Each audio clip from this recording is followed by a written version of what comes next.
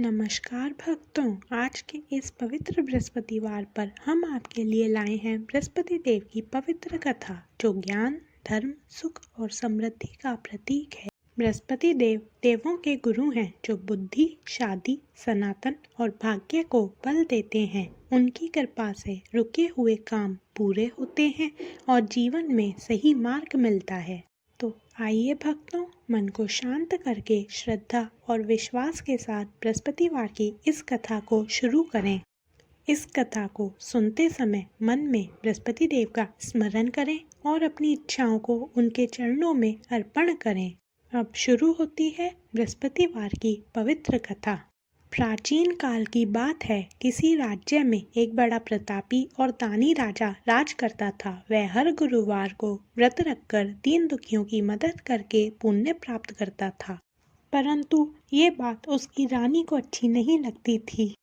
वह न तो स्वयं व्रत करती थी और न ही दान पुण्य में विश्वास रखती थी। इतना ही नहीं, वह राजा को भी ऐसा करने से मना करती थी। एक समय की बात है, राजा शिकार खेलने के लिए वन गए। घर पर रानी और दासी थी। उसी समय गुरु बृहस्पति देव साधु का रूप धारण कर राजा के दरवाजे पर भिक्षा मांगने आए। साधु ने जब रानी से भिक्षा मांगी तो वह कहने लगी, हे साधु महाराज, मैं इस दान और पुण्य से तंग आ गई हूँ।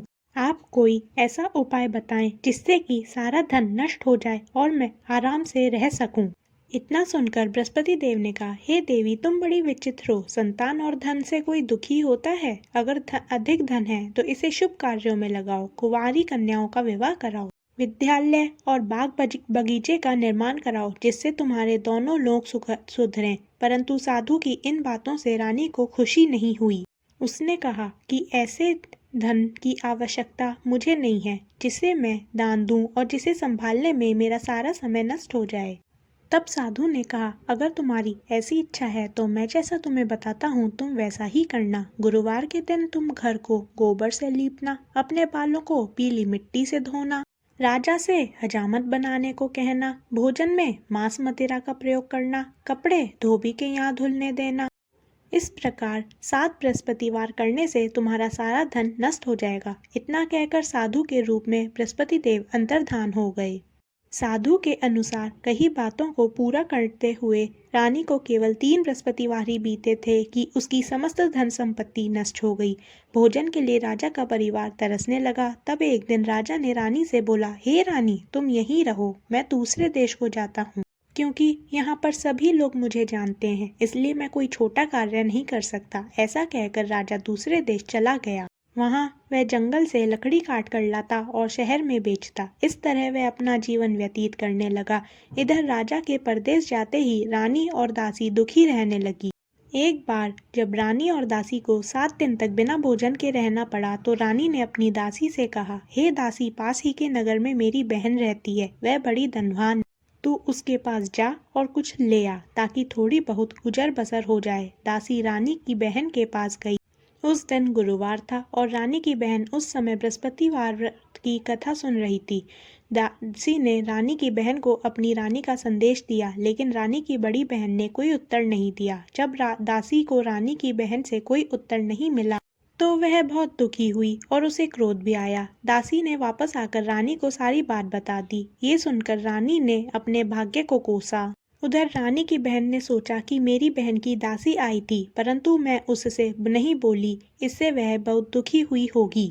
कथा सुनकर और पूजा समाप्त करके वह अपनी बहन के घर आई और कहने लगी, हे बहन, मैं बृहस्पतिवार का व्रत कर रही थी, तुम्हारी दासी मेरे घर आई थी, परंतु जब तक कथा होती है तब तक ना तो उठते हैं और ना ही बोलते हैं, इसीलिए मैं नहीं बोली। बताओ दासी क्यों आई थी? रानी बोली, बहन, मैं तुमसे क्या छुपाऊं, हमारे घर में खाने को अनाज तक नहीं है। ऐसा कहते कहते रानी की आंखें भर आई। उसने दासी समेत पिछले 7 दिनों से भूखे रहने की पूरी बात अपनी बहन को बता दी।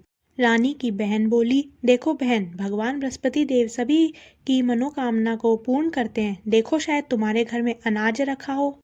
पहले तो रानी को विश्वास नहीं हुआ, पर बहन के आग्रह करने पर उसने अपनी दासी को अंदर भेजा तो उसे सचमुच अनाज से भरा एक घड़ा मिला। ये देखकर दासी को बड़ी हैरानी हुई। दासी ने रानी से कहा, हे रानी, जब हमको भोजन नहीं मिलता तो हम व्रत ही तो करते हैं, इसलिए क्यों ना इनसे व्रत और कथा की विधि पूछ ली जाए ताकि हम व्रत भी कर सकें। तब रानी ने अपनी बहन से बृहस्पतिवार व्रत के बारे में पूछा। उसकी बहन ने बताया, बृहस्पतिवार के व्रत में चने की दाल और मुनक्का केले की जड़ में अर्पित करें तथा दीपक जलाएं, व्रत कथा सुनें और पीला भोजन ही करें। इससे बृहस्पति देव और भगवान विष्णु प्रसन्न होते हैं। व्रत और पूजा की विधि बताकर रानी की बहन अपने घर को लौट आई।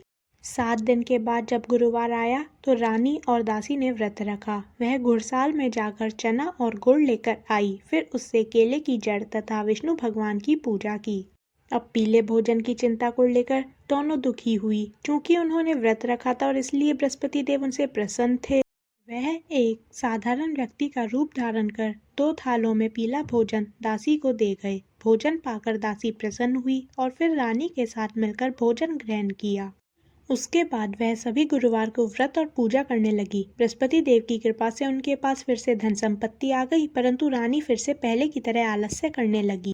तब दासी बोली, देखो रानी, तुम पहले भी इस प्रकार आलस्य करती थी, तुम्हें धन रखने में कष्ट होता था, इस कारण सभी धन नष्ट हो गया, और अब जब देव बृहस्पति की कृपा से धन मिला है तो तुम्हें फिर से आलस्य होने लगा।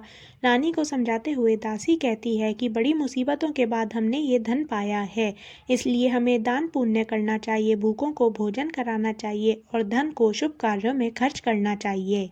इससे तुम्हारा कुल का यश बढ़ेगा, स्वर्ग की प्राप्ति होगी और पितृ प्रसन्न होंगे। दासी की बात मानकर रानी अपना धन शुभ कार्यों में खर्च करने लगी। इससे पूरे नगर में उसका यश बढ़ने लगा। इसी प्रकार बृहस्पतिवार की कथा का समापन होता है। भक्तों, आपका यह व्रत सफल हो और आपको मनवांछित फल की प्राप्ति हो। जय श्रीमन नारायण।